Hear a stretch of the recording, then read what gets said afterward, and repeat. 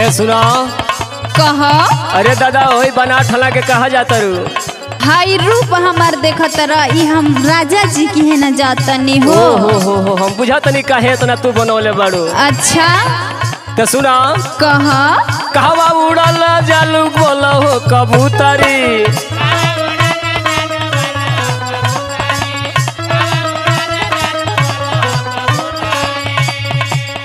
अरे तोहरा के बुझिला नया नवा के पुतरी, तोहरा के बुझिला नया नवा के पुतरी। कहवा उड़ल जालू बोलो हो कबूतरी। सोना की हो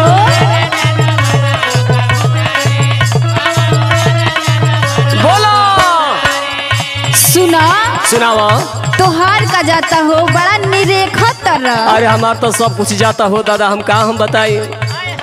अरे बाप रे बाप हम अपना सोना किए जाते नहीं तोहार हाई टेम्परेचर हाई होता आज तार सोना कोनो कोना में पड़ रही हाँ। सुना जातनी यार हो भतार लंगे बाहर। अच्छा हो हाँ बुझ गईली। सजना के संगे खूबे लूट भोला हरा, सजना के संगे खूबे लूट भोला हरा। जातनी यार हो भतार संगे बाहर। अच्छा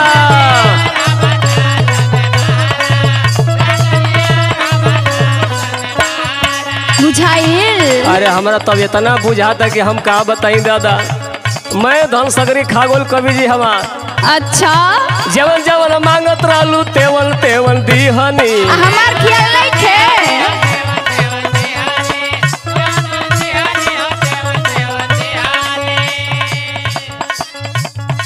रची रची मुँह में खियावत हम रहनी। झूठ बोला तनी झूठ।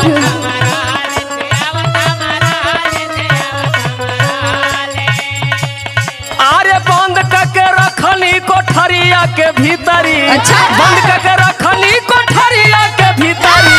अरे जिया हो। उड़ल जालू बोलो कबूतरी।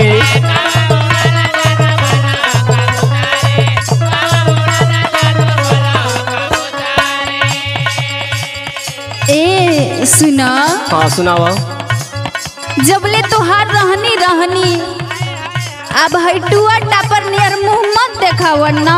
अरे हम का कही रे दादा, ते जात रे हमार करेजा फाटता। अच्छा तोहार करेजा फटता। अरे पूछ मत। सुना सुना रहनी कुंवार सब मार मजा लिहल।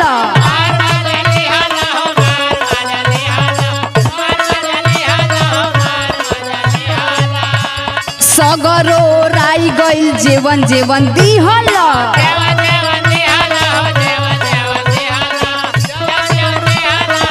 हाँ ना कवि जी। मन ले बमार हो हमार छोड़या सरा, मन ला संहार हो हमार छोड़या सरा। जातनी यार हो भतार लंगे बाहरा।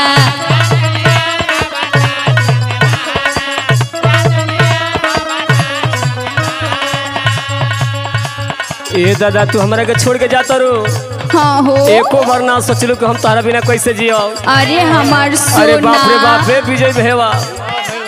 अरे हम का करी रे दादा, हमरा तो कुछ बुझाते नहीं। अरे अपने से चुन लिहलू, अपने से चुन लिहलू गोरी हो भतार के। ना हो ऐसा बात नहीं थे।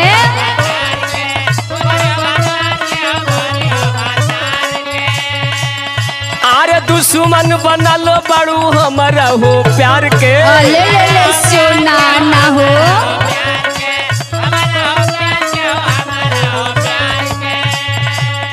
अरे साहिल शंभू के दिलवा कैसे के गुजरी, साहिल शंभू के दिलवा कैसे के गुजरी। कहवा उड़ल जालू बोला हो कबूतरी।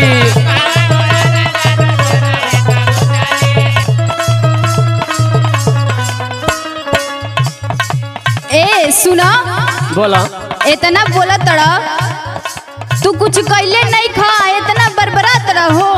हम अपना मर्जी से जाते नहीं का। अरे हम तो बहुत कुछ कैले बनी हो दादा, ना हमारा बुझाता है। झूठ मत बोला। झूठ नहीं की बोला। पूरा तो हर चेहरे चिन्हाता कि तू झूठ बोलत रहो। ना सुना ना सुना नु बताओ। दूसरा के धन पर मन बहलावला, दूसरे के रहे सब। ये बात बा।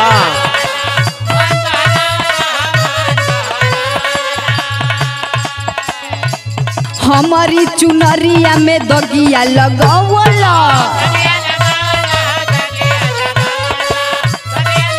अरे दादा ये क्या कहतिया? हाँ हो ये सही है ना गुरुजी। अरे गुरुजी तो जानते बानो। दूसरा के धन पर मन बहलावला, हमारी चुनरिया में दगिया लगावला। खींचा जानी शंभु सोनाली कया चारा, खींचा जानी शंभु सोनाली कया चारा। जातनी यार हो भतार लंगे बहरा।